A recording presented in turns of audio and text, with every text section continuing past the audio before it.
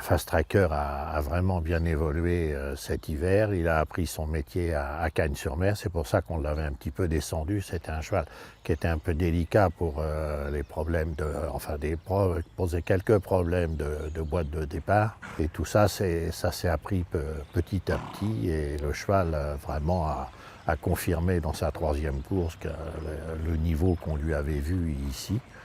Je pense qu'il avait besoin de prendre dans son mental.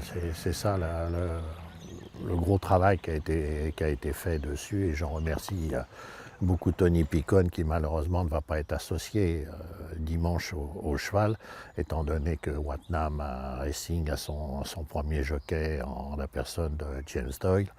Donc il a fait un travail énorme et il a été très, très respectueux du cheval et lui a appris son métier.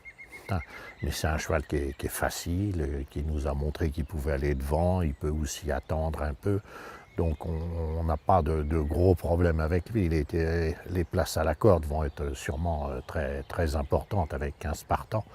Mais on fera avec et je pense que le cheval peut faire avec. On a pensé que le terrain lourd était un avantage pour lui. J'en suis pas certain. On l'a vu évoluer dans un terrain qui était quand même plus ferme à Cagnes-sur-Mer.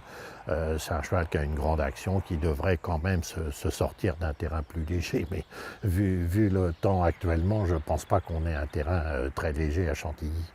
Le cheval a prouvé quand même qu'il avait de la qualité et donc maintenant à un niveau bien supérieur que ce qu'on a rencontré dans le prix de Suresnes, il va falloir qu'il le montre.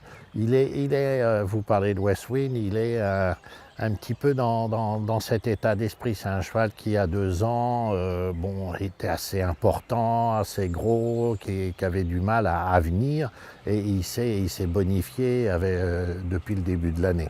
Il a un petit peu ce parallèle avec la pouliche.